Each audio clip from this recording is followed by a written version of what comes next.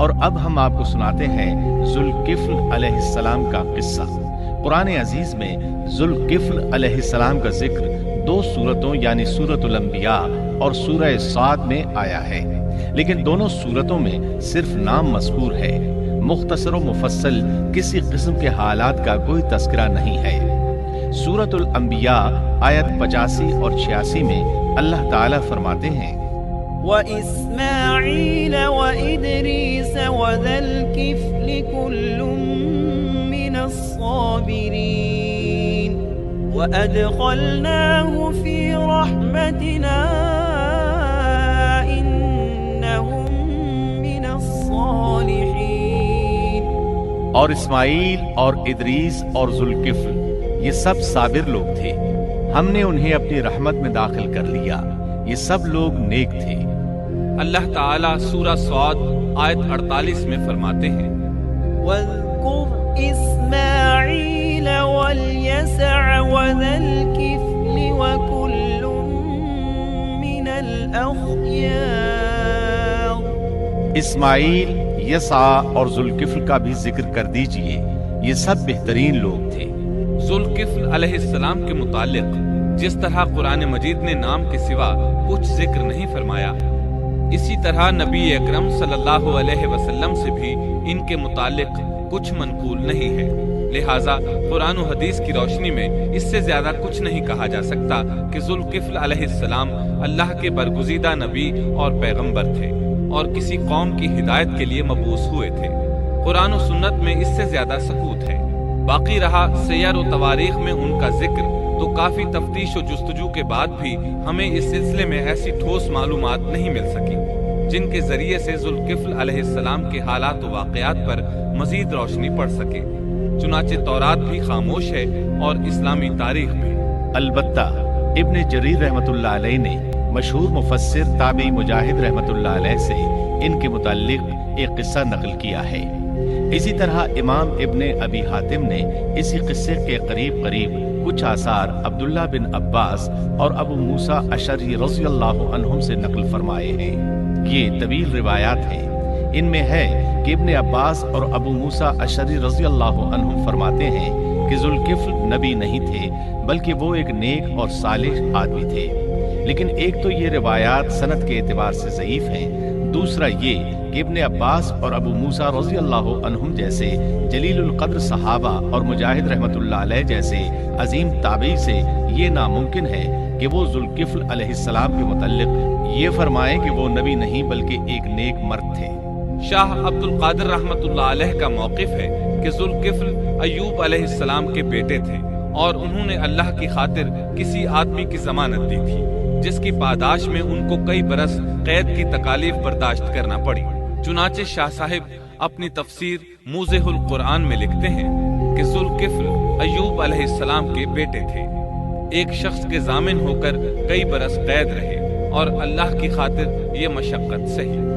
موجودہ دور کے بعض مفسرین کا خیال ہے کہ ذوالکفل حزقیل علیہ السلام کا لقب ہے۔ ایک دوسرے مفسر کی عجیب و غریب رائے یہ ہے کہ ذوالکفل گوتم بدھ کا لقب ہے، کیونکہ اس کے دارالسلطنت کا نام کفل تھا جس کا معرب کفل ہے، اور عربی میں ذو صاحب اور مالک کے لیے آتا ہے، اور صاحب مال کے لیے ذو مال اور مالک شہر کے لیے ذو بلد کے الفاظ کثرت سے استعمال ہوتے ہیں، لہٰذا یہاں بھی کفل کے مالک و بادشاہ کو ذوالکفل کہا گیا ہے۔ اس مفسر نے یہ بھی دعویٰ کیا ہے کہ گوتم بدھ کی اصل تعلیم توحید اور حقیقی اسلام ہی کی تعلیم تھی، مگر اس کی موجودہ صورت دوسرے ادیان کی طرح محرف اور مسخ شدہ ہے، لیکن یہ اقوال قیاس و آراء سے زیادہ تاریخی حیثیت سے کوئی وقت نہیں رکھتے۔ ہم اس تعصب کے قائل نہیں ہیں کہ اگر صحیح تاریخ سے یہ ثابت ہو جائے کہ قرآن نے جن انبیاء کے صرف نام ذکر کیے ہیں ان کا مصداق فلاں برگزیدہ ہستی ہے، اور اس کا انکار صرف اس لیے کر دیا جائے کہ اس سے پہلے چونکہ ایسی بات کسی نے نہیں کہی اس لیے یہ قابل رد ہے۔ یقیناً ہم اس حقیقت کو تسلیم کرتے ہیں کہ تاریخی حقائق کی جستجو کا باب بند نہیں ہوا اور آئے دن نئی نئی تحقیقات سامنے آ رہی ہیں اور جدید انکشافات ہو رہے ہیں۔ بلکہ ان کے ذریعے قرآن مجید اور احادیث رسول کے بیان کردہ واقعات کی تصدیق ہوتی چلی جا رہی ہے۔ ملحد و بے دین لوگ ان کا انکار اس لیے کرتے اور کرتے آ رہے ہیں کہ تاریخ اور فلسفہ ان کا ساتھ نہیں دیتے، لیکن اگر قرآن کریم کی بیان کردہ کسی ہستی کے متعلق مزید انکشافات روشنی میں آئیں تو ہمارے لیے انکار کا باعث نہیں بلکہ مخالفین پر مزید حجت اور دلیل ہے۔ لیکن اس حقیقت کے اقرار کے باوجود اس سے یہ بھی لازم نہیں آتا کہ کسی واقعے کے متعلق کوئی شخص اگر محض اپنے وہم و گمان اور قیاس و انداز سے بے دلیل کوئی بات کر دے تو ضرور اس کو مان لیا جائے۔ چنانچہ ذوالکفل علیہ السلام کو گوتم بدھ قرار دینا ابھی تک اس سے زیادہ کوئی حیثیت نہیں رکھتا۔ ہمارے لیے دنیا کے مختلف گوشوں میں اللہ کے فرستادہ نبیوں پر ایمان لانے کے لیے قرآن کی وہ تینوں دفعات کافی ہیں جو دین اسلام کا امتیازی وصف ہے۔ سورۃ الفاتر آیت 24 میں اللہ تعالیٰ فرماتے ہیں وَإِن مِّنْ أُمَّةٍ إِلَّا خَلَا فِيهَا نَذِيرٌ، اور کوئی امت ایسی نہیں ہوئی جس میں کوئی ڈر سنانے والا نہ گزرا ہو۔ سورۃ المومن آیت 78 میں اللہ تعالیٰ فرماتے ہیں مِّنْهُم مَّن قَصَصْنَا عَلَيْكَ وَمِنْهُم مَّن لَّمْ نَقْصُصْ عَلَيْكَ، بعض انبیاء کے واقعات ہم آپ کو بیان کر چکے ہیں اور ان میں سے بعض کے قصے تو ہم نے آپ کو بیان ہی نہیں کیے۔ سورۃ البقرہ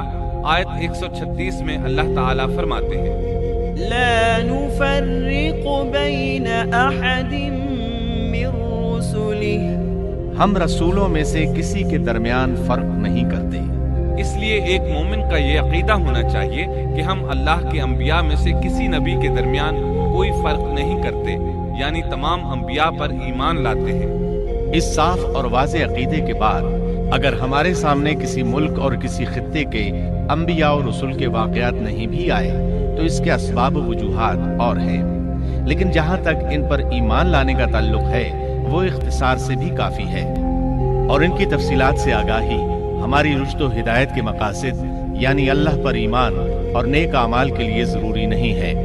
خصوصاً جبکہ اللہ تعالیٰ نے ہم پر یہ حقیقت بھی قرآن مجید میں واضح کر دی ہے کہ نبی اکرم صلی اللہ علیہ وسلم خاتم النبیین ہیں اور تمام سچے ادیان کی صحیح اور حقیقی تعلیم کی تصدیق کر کے ان کو بلند درجات کے درجہ کمال تک پہنچانے والے ہیں، جیسا کہ سورۃ المائدہ آیت 3 میں اللہ تعالیٰ فرماتے ہیں اليوم أكملت لكم دينكم وأتممت عليكم نعمتي ورضيت لكم الإسلام دينا، آج میں نے تمہارے لیے دین کو کامل کر دیا اور تم پر اپنا انعام بھرپور کر دیا اور تمہارے لیے اسلام کے دین ہونے پر رضامند ہو گیا۔